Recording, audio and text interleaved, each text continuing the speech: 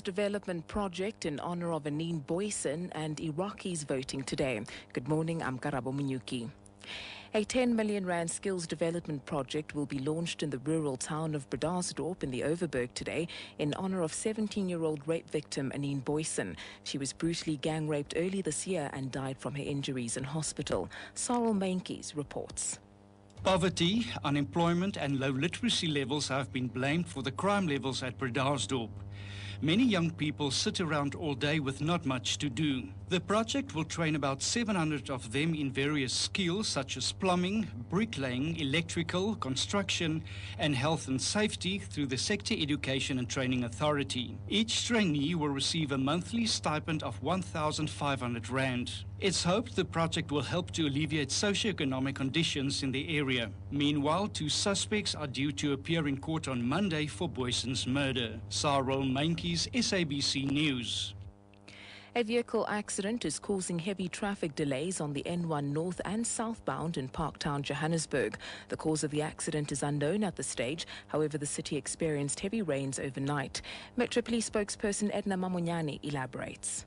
At the moment, we were dealing with an accident at November 1 North at Collet because of the road being flooded. We would like to say to motorists, please drive with caution.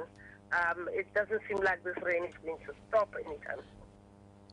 5 of the over 40 South African doctors working at a northern Syrian hospital have decided to return home after heavy firing near the hospital yesterday.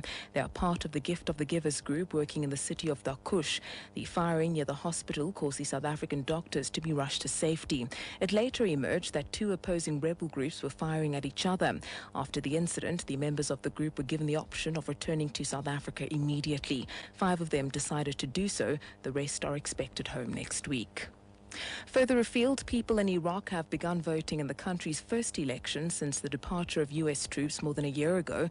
Iraqi security forces will be in charge for the polls to choose provincial councils. It's a test of political stability in Iraq 10 years after the overthrow of Saddam Hussein. There's been widespread violence ahead of the elections, the BBC's Mike Wooldridge reports. The security issues surrounding these elections that are taking place in 12 of Iraq's 18 provinces are obvious. Aside from the recent upsurge in general violence, at least 13 election candidates have been killed. The security challenges lay behind the controversial decision of Iraq's Shia-led government to postpone voting in 2 Sunni-dominated provinces for up to 6 months. The violence is seen as part of the efforts by militants to deepen sectarian divisions. The major political parties follow Iraq's sectarian fault lines, though not all do so.